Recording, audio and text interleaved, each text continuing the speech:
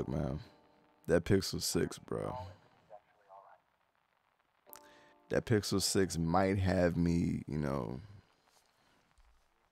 in love with this thing. I hate to compare, dude. That's one of the things. I hate comparing Apple and Android. I really do. And it's not even a comparison. Let's just get that out the way. It's not a comparison. I love my iPhone. All right, I love it. I do, wholeheartedly. But man, it comes a time, man, in every tech enthusiast's life that you got to put that joint down, man. Whatever side you want. If you want Apple, just put it down for a minute, man. Put it down. Go get you an Android. If you want Android, go put it down, man. Go get you an iPhone. Just go put it down. But today, like I said, we're talking about Google Pixel. So I might be putting this thing down for a minute. Just because, man, I don't even know where to begin, honestly, bro. I really don't. Like, the Pixel right now has got me, just $599, bro. $599. Again, we ain't got it in the hand. We ain't got none of the I ain't got no phone yet. I don't know what it's really gonna perform like. I don't know, but for $599, that really opens up a lot of there's a lot of room for error. Okay, let's just get that. I want to get that out the way too. There's a lot of cause for concern at that price point, and that's basically due to what we've been used to in the past with all these expensive devices.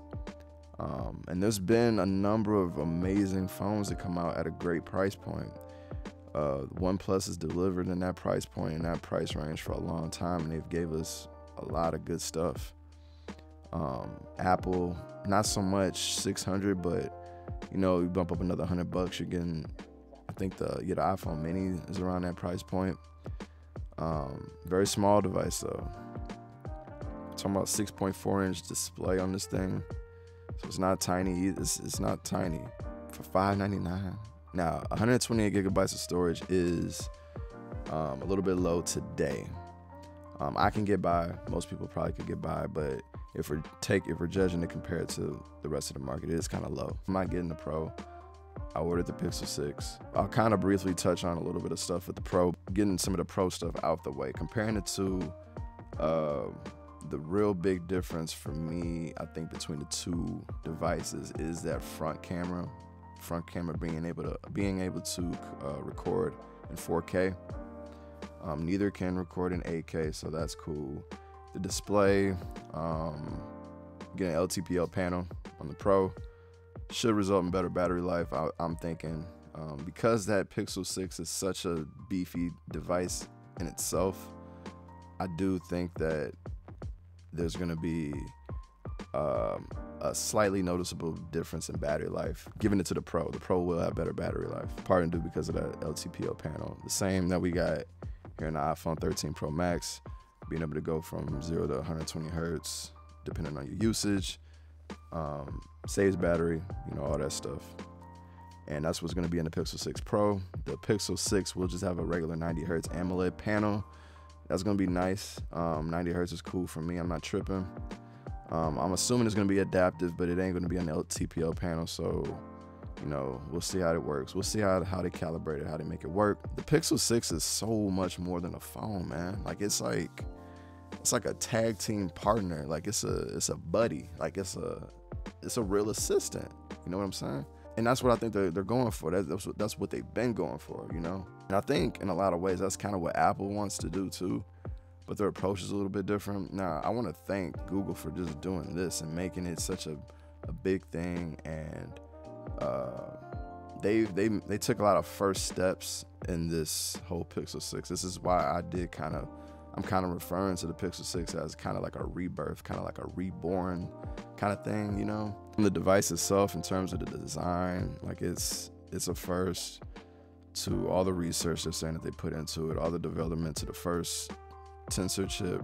I do want to know more about that because a lot of people was rumoring that this chip was based on an Exynos processor from Samsung. I would like to know if that actually remains to be true, because they really make it seem like this chip is something that they developed from the ground up.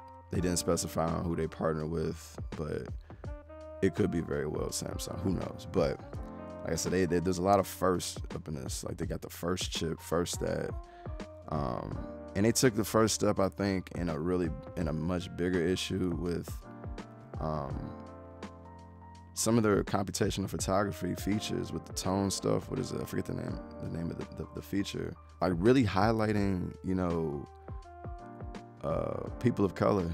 Like that's a first. That's a major first, bro. Like that's man. Because that's something that a lot, that I hear a lot of photographers struggle with, is being able to capture the true tones of, African American people and Hispanic people and people just with a little bit more hue in the skin tones, a little bit more going on there, lighting and all that stuff. A lot of times you just don't get, capture the correct image. And I like the fact that they even put that on the forefront. There was a good segment of the event where they're talking about this. And it's dope that they took that first step, because I'm looking for the next company to do it. And it will, trust me. Like, all it takes is one.